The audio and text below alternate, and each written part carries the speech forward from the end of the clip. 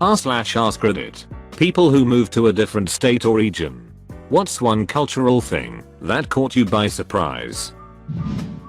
Moved to Wisconsin and it's the cheese/alcohol culture. Don't get me wrong, I dove headfirst into it and love it, but you usually think it's just a joke people say about Wisconsin. Every event or get together there are multiple cheese plates and beer/liquor everywhere. When you go to a restaurant at 8 AM for breakfast, 9/10 people have either beer or a Bloody Mary. It's the best state. Can confirm. Lifelong Wisconsin resident here. Cheese. Yeah. Friday night fish fries. Hunting. And the Packers are the 5 tenets our state was built on. Anyone who says otherwise is a fib. Haha, the fib thing always makes me laugh. I like how most states have at least 1-2 states they're oddly feuding/hating on. I moved to Alaska a few years back. The thing that caught me most by surprise is nearly a flip on what people consider to be personal safety. Like, in winter you wouldn't go anywhere without keeping extra blankets, water, tools, and other things in your car in case you have some sort of breakdown on the road. But when you stop at a gas station or convenience store, everyone leaves their cars unlocked and running as if unafraid of getting it stolen. But then again, I never heard of someone getting their car stolen when they left it running somewhere. It's probably too cold to turn the car off and then have to wait for it to warm back up. I don't think that's a thing. I've driven in 40 or colder weather lots of times. If your car is off for only 5-6 minutes it's still warm and can be driven immediately. Unless I'm crazy and have been driving wrong my whole life. I'm from Tennessee and now live in Boston. People just don't talk to each other. Like, no friendly small talk even. It seems like people would rather die than interact with a stranger. I'm used to making a new best friend every time I had to wait in line somewhere. I'd always heard that northerners were rude, and I don't necessarily think that's the case. But I had thought that the lack of friendliness was exaggerated. It feels kind of cold and lonely up here sometimes. It's not the North. It's New England. Move to Wisconsin or Michigan, anywhere upper Midwest really, and you'll have more new friends than you can shake a stick at. It's also big cities. I'm from Chicago and now live in downstate Illinois. People are way nicer. Way more patient with each other. I grew up on the East Coast and moved out to Oregon. My first day at college here, a buddy I met was buying a few ounces off of Craigslist. I 100% thought it was going to be a cop and kept telling him that along with the other East Coaster we befriended. Turns out my buddy had his med card and was doing a completely legal transaction. Everyone is high in this state basically. Oregonian here. Also currently high.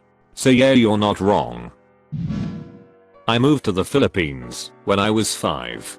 I was surprised with the fascination all of the other kids had with my golden hair, blonde, and the fact I was circumcised. Edit, we had a swim class where the kids would change in the locker rooms. That's how they knew I had a weird looking peen. AI blondie. Get over and show Gabriel your weird peen and he hasn't seen it yet. And that's how Gabriel the principal lost his job. New Jersey for 26 years then moved to Colorado. Mexican food is awesome, but I cannot find anything even close to good Italian food. The dryness is a huge issue for me, and I'm still not drinking enough water lol. People are also way friendlier. Took me about a year to not feel weird when someone talks or smiles at me. I have definitely gotten friendlier since moving out here. NJ to Co 2. Been here 9 years. Pizza here is terrible. Bagels are passable. Probably for the same reason we have good air, good water, which does not translate to good pizza. Oh, you know what pisses me off? You can't get duck sauce here. Go to a Chinese restaurant, which BTW. There's no such thing as Chinese. Even if it's called that, it's Asian. All Asian style restaurants have Chinese, Thai, and Vietnamese options on the menu. Even if they state they are Chinese, Thai, or Vietnamese and not Asian, and ask for duck sauce, they will either look at you like you have two heads, or give you sweet and sour sauce. We literally have family members bring us duck sauce when they visit. Also, drivers are a lot more courteous. Though you'll hear natives complain about the driving and traffic. I just laugh. Edit. For those of you asking what the hell duck sauce is, it's an approximation of a plum sauce served with duck dishes. The duck sauce, as I know it, comes in little packets and is used on egg rolls and other fried dishes. Also, please stop telling me to go buy a jar at King Soopers. It is not the same. Buying the packets at Amazon is a feasible idea that has already been suggested. I find that really surprising. I'm a native co, and I always find an actual Chinese restaurant. I'm over on the west side. Tons of Mexican restaurants. But we have some great Chinese restaurants over on this side too. Most of them are also run by people who grew up in China and moved to the US later on in their lives. New England weather. It just ducking, does whatever it wants, and answers to nobody. I have never read a more accurate description of anything. Oh. It's January. Have a nice 50-degree day. Tomorrow is freezing rain and sleet drowning all. Friday is the day you all will cancel everything, because I like seeing people turn to ice when they open their doors. Then, I'll congratulate the winners with a nice little heatwave. And only cause a little bit of extreme flooding. Only the survivors can get to see the 2 feet of snow I'll be sending after that. If you share this to r/Boston, I think you'll find some real solidarity there. People here eat chili with their cinnamon rolls. What the hell? Edit. I'm sure it's good. But it's just so weird. I'm in Nebraska and we have a restaurant called Runza which has chili and cinnamon rolls. Don't knock it till you try it. That sounds so nasty, I'm going to Runza other way. I moved to the American South. Like the Deep South. Back in the early 90s, when I graduated high school. I grew up in a pretty integrated low-class neighborhood in a major city in the north. I moved with my best friend because his father was living there temporarily while helping his friend set up a new business. He got us both jobs for the startup. Anyway, we were both really shocked by the casual racism and the fact that it was more or less out in the open.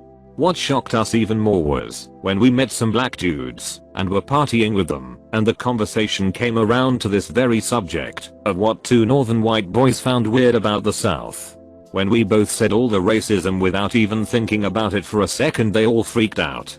Or, hell no. Ain't no racist around here and hit. I'd fight a third-of-kin racist if I saw one. I realized that it was so normalized down there that they had no idea what it was like in other places. That it was crazy to us. Like if any of our black friends from back home went with us, who knows what might have happened to them if they didn't adapt to the culture down there? At least that was what I was thinking. A few years later I moved back to my hometown and went to college. I became very close to and had a mentor/mentee relationship with one of my college professors, who happened to be a black man. I remember telling him about my experiences down there and how weird it felt for me. He said something else that shocked the hell out of me. I actually prefer the South to the North. Because down there it's all in the open, so you know right away who is and isn't a racist. Up here you never know. That was a real eye-opener for me and something I never forgot. All these years later, while I'm not in the Deep South itself, I'm in a very rural, very racist place.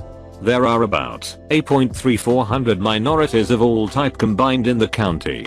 If you ask someone about, say, Mexicans in general, they will tell you they need to all get the duck out. If you ask them about George at the Mexican restaurant, well, he's a good guy. We like the hell out of him. The point is, most of those racist white people in your story probably know and genuinely like at least a couple of black people personally. That allows the black guys in the story to confidently say they don't know any racists. The hardcore racists aren't associating with them anyway, and the less hardcore racists simply don't apply the same model to them as they do to other blacks. The good old one of the good ones mentality. A few years ago, I made a move from San Francisco, California, to Baton Rouge, Louisiana. Although the two cities aren't as dissimilar as I had initially expected, there were definitely some moments of culture shock. For one thing, it seems like there's a Walmart on every corner in the Red Stick. I was quite accustomed to seeing a Starbucks every time that I turned around. But Walmarts are few and far between in the Bay Area.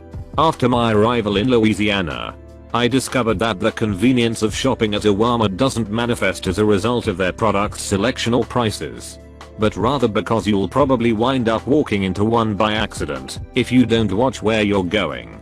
On one such occasion, although I confess I may have gone inside on purpose, I decided that I wanted to stave off the southern heat with some ice cream.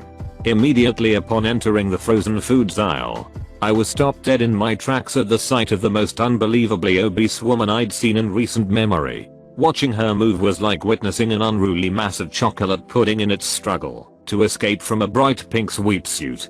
Also, as misfortune would have it, the woman in question was standing directly in front of the ice cream selection, apparently delighting in the cold air that was escaping from the door she had propped open with her enormous posterior. There was a brief moment during which I considered feigning forgetfulness and making an abrupt about face, but my desire for ice cream was compelling enough to keep me there in the aisle. I waited patiently for the woman to make her selection and move away, but sadly, that opportunity never came. She stayed planted there, looking for all the world like she was caressing each carton in the plexiglass cupboard. Eventually, I decided to take a more active role in my pursuit of dessert. "Excuse me," I said. "May I grab something from there?" No response was forthcoming. The woman stayed fixated on the freezer. Her hand, which I saw, was festooned with remarkably gaudy fake nails resting lightly on a quart of cookie dough ice cream. "Excuse me," I said again, a bit louder this time. At last, the woman started to move, but it wasn't to make room for me. Instead, I watched in horror as she pulled a carton from the freezer, opened it, pausing briefly to cram the plastic freshness seal into her pocket, and then licked the contents. Only then did the woman speak. "Nor," she said, more to herself than to anyone else. She replaced the lid on the carton, put it back into the freezer, then selected another. Once again, I looked on as she opened the ice cream, dragged her tongue across its surface, pondered for a moment, then closed the carton and returned it to where some unwitting future shopper might stumble upon it. I did not get ice cream that day. TL. Doctor, a fat woman's tongue violated the very concept of dessert. Jesus Christ, have mercy on us all. Every day we stray further from God's light. Briefly moved to Virginia. The sheer amount of people who, when asked where they were from, specified Northern Virginia was astonishing. Not any place in particular. Just, "Oh, we're from Northern Virginia." That's because Virginia is basically the most northern state in the South. And Northern Virginia is not the South at all. If you hear a twang, you're not in Northern Virginia. I think the border is right around Fredericksburg. Northern Virginia people have a bit of a reputation as snooty. Source: Northern Virginia raised. Living in Richmond. It's night and day. It's also because for the rest of us, Northern Virginia is basically just one giant never-ending suburb of DC.